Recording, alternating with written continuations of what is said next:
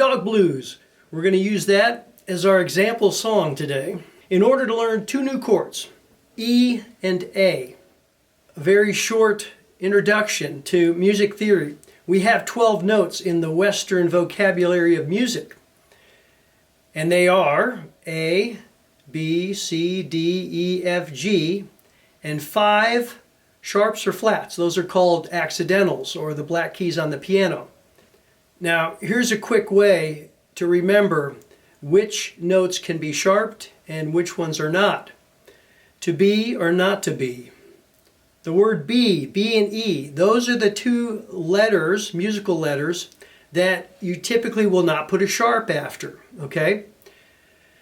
So for example, I'll write it up on the screen here. We've got A. Let's start here. A sharp, B has no sharp, goes straight to C. It's the two white keys on a piano. Every octave, B and C are together.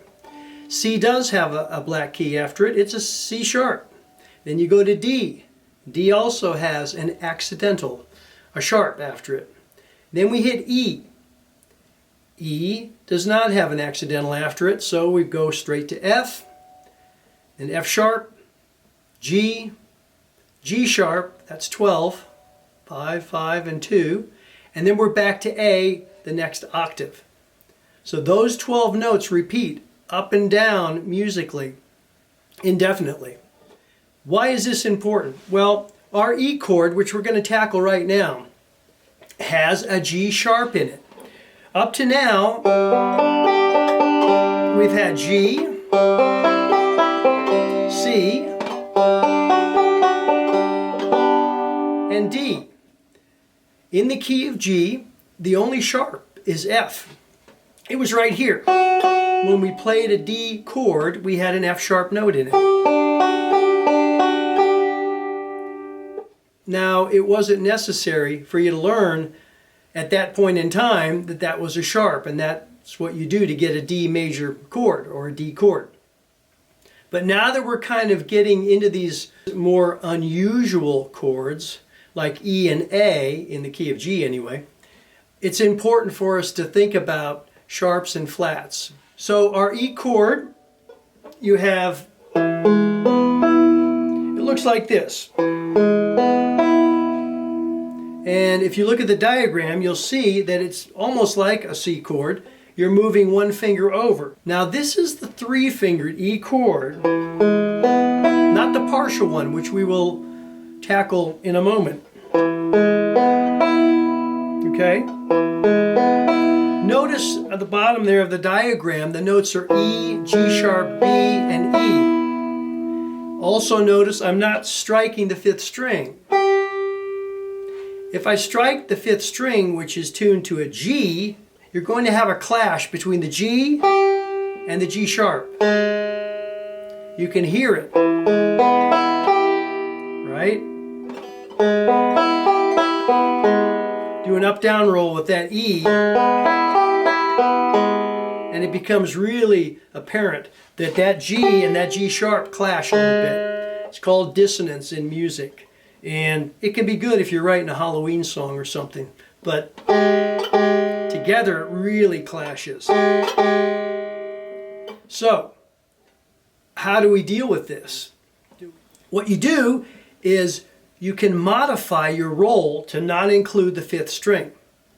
The easiest one that I can think of is our up-down roll. I did a series on that. Go back and check it out if you haven't seen it. But the basic up-down pattern for your right hand or your picking hand is 3, 2, 1, 5, 1, 2, 3 for a 7-note roll.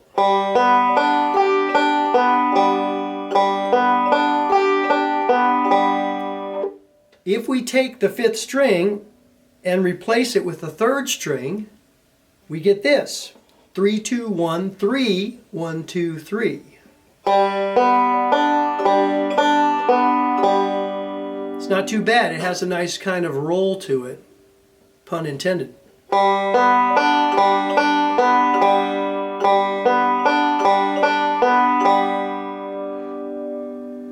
Practice that roll a little bit before going on, because we're going to take a look at this E chord now, and we're going to remove the top finger, the fourth string, just like we did with the C chord when we made the C chord. But for the E chord, we're going to move the index finger up a string to the third string first fret. Okay, so now we have the third string first fret, second string open.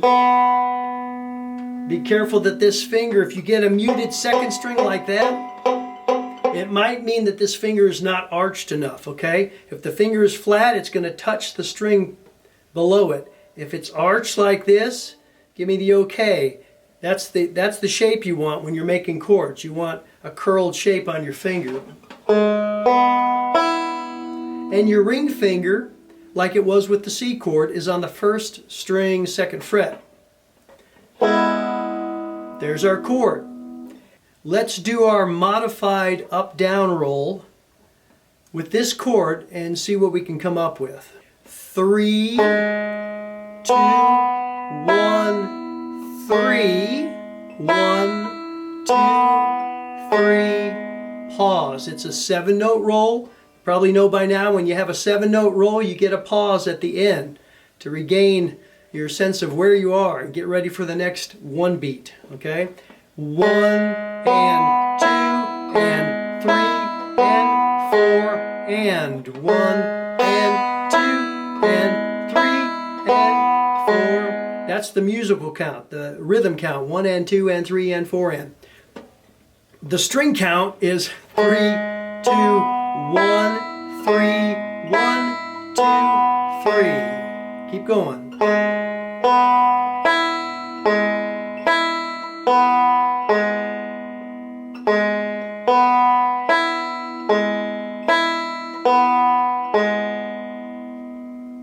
Let's go on to the A chord now. A full A bar chord looks like this. Now in this case, I'm going to allow you to pluck that fifth string because it doesn't sound as bad, does it? Use the up-down roll.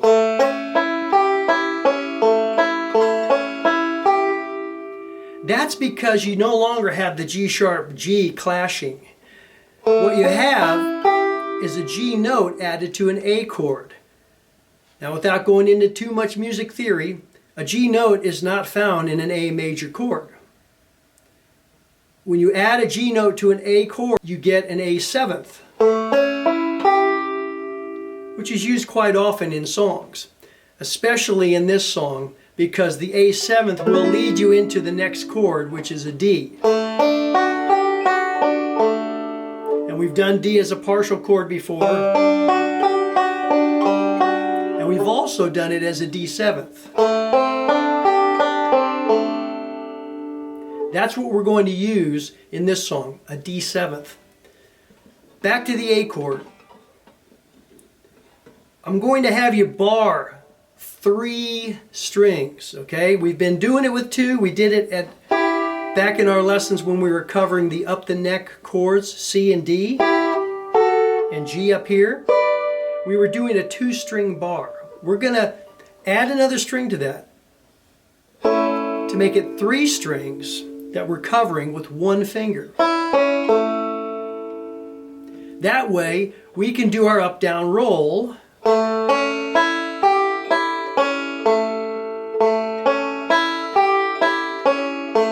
And we start and end with this 3rd string 2nd fret, which is an A note. And that sounds real strong with the A chord, or A 7th chord.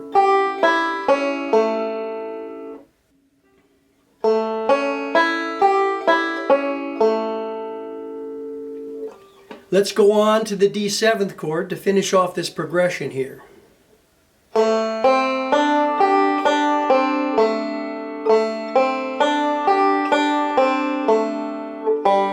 then back to G.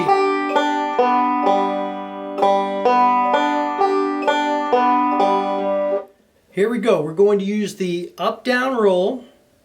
We're going to do 1 measure of G, 1 measure of E, 2 measures of A, 2 measures of D, 2 measures of G, and then we start over again.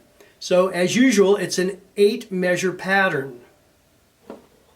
Starting with the G, And we can do the 3-2-1-5 on all the chords except for E. On E, we're going to try this new 3-2-1-3-1-2-3.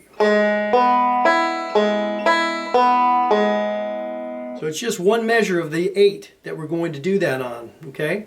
You could do it on all of them if you want to. It'll work. But I think if you can make use of the 5th string, it adds a little variety to the chord. It adds another note to the chord, which can make it sound a little bit more complete, full. Here we go. 1, 2, 3, 4.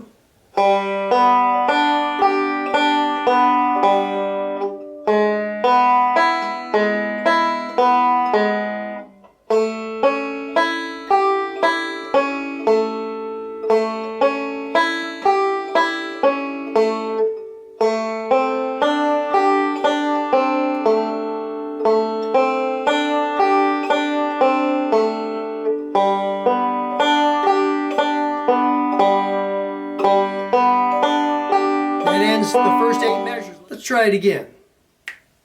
2, 3, 4. To the E. To the A. Twice. To the D7.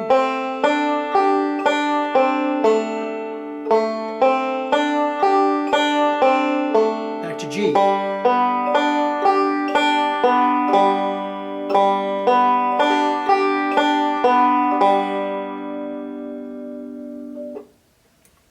Practice that for a while. In the next video, I'm going to have us play these chords a little bit faster with the strum machine to keep us on track. Look forward to seeing you then.